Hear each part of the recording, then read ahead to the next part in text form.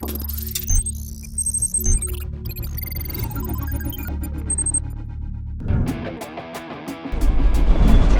Mahindra XUV700 is here. The car that was slated to be the next generation of the XUV500 and has now added to its name. And given the popularity and success of that car, the successor simply had to be better. No, make that way better. And so today we want to tell you the top 5 things that went into the XUV700 to make it extra special. At number 1 for me, it has to be safety. The XUV700 is crash ready, loaded with safety tech and equipment, and has also become a new benchmark for Mahindra in terms of vehicle construction. The car's monocoque structure uses high-strength materials, and unlike the XUV500, there is advanced high-strength and ultra-high-strength steel. Overall, they make up 45% of the structure, of which the ultra-high-strength boron steel is 14%. 23% uses high-strength steel too. And this is one of the few vehicles worldwide to have a ring construction structure, which sees the use of bands of these high-strength materials in concentric circular patterns through the entire structure. That, combined with the high impact areas, getting only boron steel for added safety, make this truly crash compliant and well ahead of regulations, may I add. And you can see the color coding here. What you're seeing in brown, yeah, that's the boron steel that you were talking about. And it's not just on this section of the car where you might imagine, okay, for side impact you need it. It's not just in the front where you think you might need it. It's also here on the sill of the vehicle. So that a lot of the force gets distributed and carried down, doesn't come into the area where the passenger is sitting. Remember, in a crash situation, that is what you want. You want the car to absorb the impact, not the person inside it.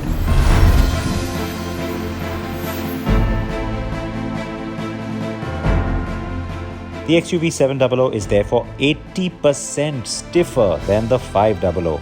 That's incredible. And this keeps weight down too. So it allows for a happy balance between safety and drive dynamics. This was achieved by using new binding techniques for the metal panels. And to give you a perspective, the 700 gets 6,570 spot welds. The predecessor, that's the 500, used to have about half that number. And the benchmark in the segment, or the best that we had until this car came along, is about 4,000. So it gives you a sense of how much more stiffness you get. The reason for that is that way the two panels, they work as one. They don't feel like two separate panels. I think that's the easiest way to explain this to you. Most competition cars focus their spot welding on areas with more weight, but the XUV700 has the spot welds fairly evenly distributed around the body to ensure better stiffness. The car uses a plastic tailgate, by the way, and this has been done to achieve the deep recess which the designers wanted. The plastic has two parts: the flexible energy-absorbing paneling on the outside, and inside a harder support structure made of a plastic and glass fiber composite. And this has more strength than a steel panel. And before you think it was done for cost reasons, let me tell you, it would have been cheaper to make it with sheet metal. On the suspension, once again, the 700 gets a first.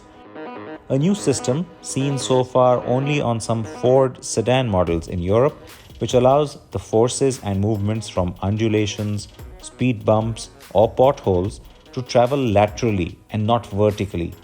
That's thanks to this control plate that attaches to the suspension assembly at the rear with a rubber bush at one end. That allows the forces to be dissipated rather than reach the cabin or rear seat. The suspension assembly overall is a lot more compact too and uses weight-saving aluminium instead of cast iron, which is stiffer and yet lighter.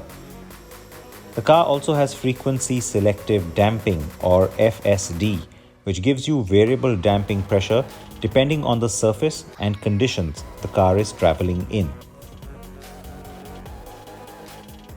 To put it in terms which are slightly easier to understand, I think the comparison can be made to something like an adaptive air suspension, which is a lot more advanced, a lot more expensive. But why does that become important for some of those high-end cars? Well, it's again just this whole flexibility of being able to do both functions with equal measure. So what an FSD really does is brings you almost up to that level. So when it comes to conventional damping, if you want to call it that, this is literally the top of the range kind of solution. And therefore it is expensive, and yet it was adopted. The only other mass car with FSD in the Indian market is the Jeep Compass, but that is a first generation system, while the XUV700 gets the second gen. The top end will have 7 airbags, while the base will get dual front airbags. But there would be mid variants that also have curtain airbags. And here, there are 2 new things. The curtain airbag's size, because it stretches right to the boot area to also cover the third row seats. And as you can see, unlike the conventional airbags in front that are white and have an escape valve for the gas to leave the airbag after it has deployed, the curtain will remain inflated to act as a cushion in the event of a side impact or the car tipping over in an accident.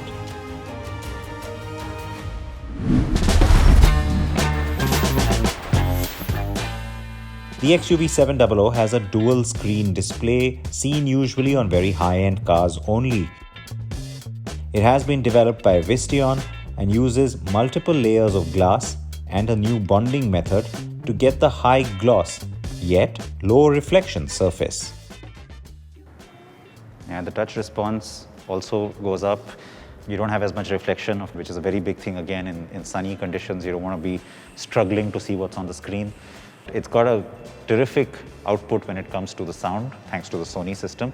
And the one thing which I want to quickly also put across, which a lot of you wrote in and asked, what happens in lower variants? Well, of course, the screen configuration changes. You get an 8-inch screen, but the good news is that screen has also been developed by the guys at Visteon. So in terms of functionality and display resolution, it is still right up there.